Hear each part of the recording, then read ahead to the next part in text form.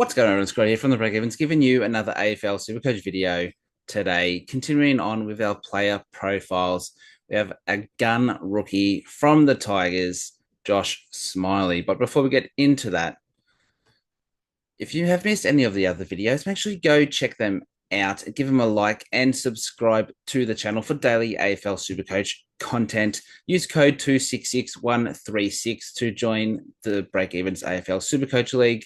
It's open, unlimited for anyone to join. So 266136. And you can hit me up on X at Breakevens Pod or on Facebook, The Breakevens.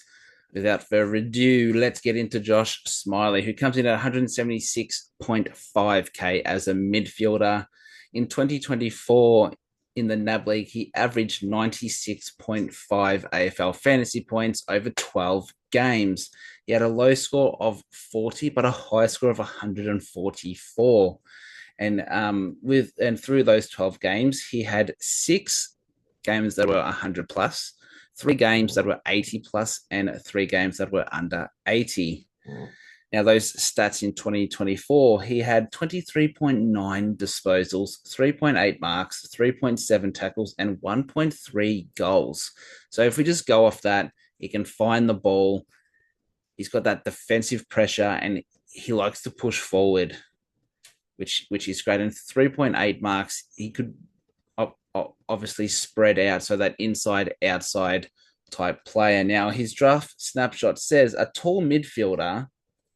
His size is the greatest point of difference in the draft to blend with athleticism, versatility, and poised ball use. That just screams super coach to me. So his size, so he's AFL ready. Athleticism. So he's quick, he's agile, he can jump, versatile. So he can play inside, outside. Maybe he can even push forward, seeing that he averaged 1.3 goals. You could definitely do that. And poised ball use, that is the big one. Decision making. He gets the ball, he doesn't panic.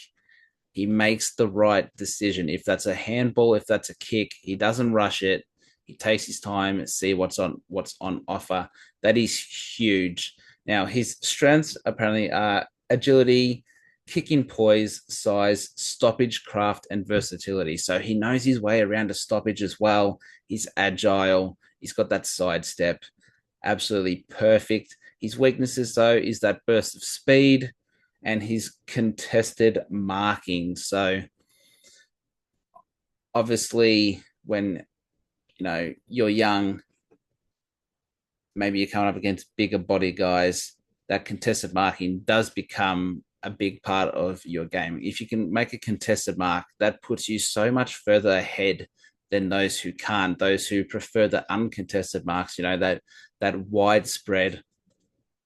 If you're going to play like a mid forward role or mid and then just push forward, you need that contested marking. So, and his burst of speed. So he's not going to be like a Dangerfield of old, where when he first came onto the scene, it was the absolute bull. He'd have that speed and that aggression going through the contest when he grabbed the ball and continued to burst through tackles. Smillie doesn't have that, but he doesn't need that. He's that more poised ball use guy, making the right decision, checking his surroundings. Now, what is happening in pre-season?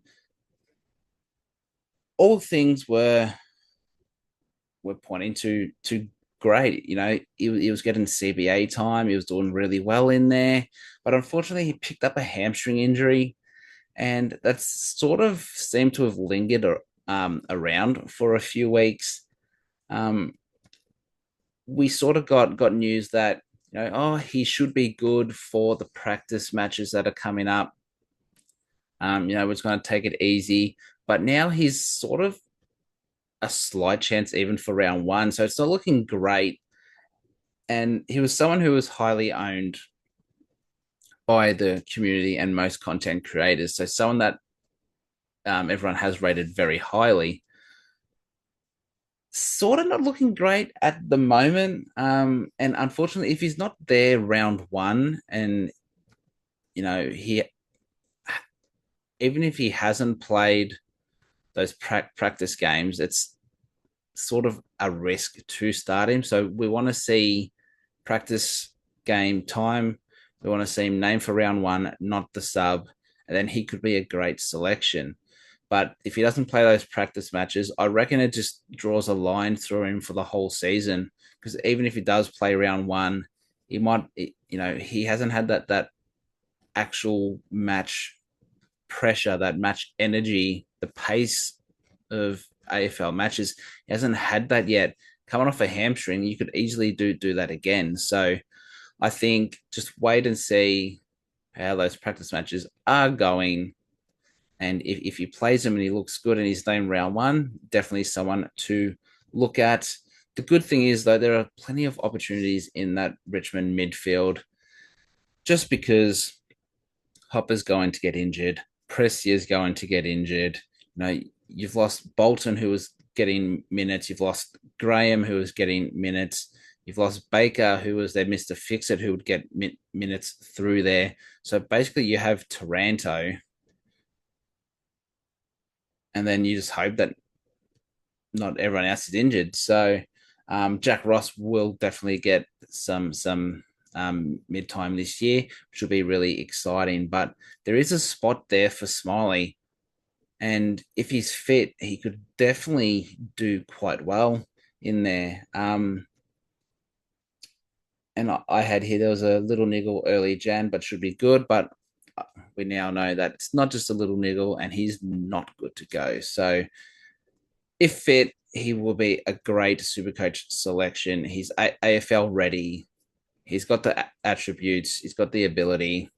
It's just, is he fit and firing for round one? Just keep an eye on him. Put him on your watch list. And on that note, that is going to finish off this video.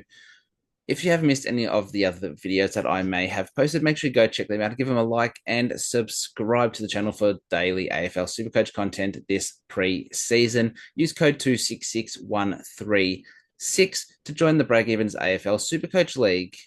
Again, that is code 266136. You can also hit me up on X at Breakevens Pod or on Facebook, The Breakevens, if you have any questions or queries, or you just want to chat. I'm always here. So that's going to do it for today's video. I'll be back again here tomorrow with another video. So make sure you are ready to check that out. But until then, it is bye for now.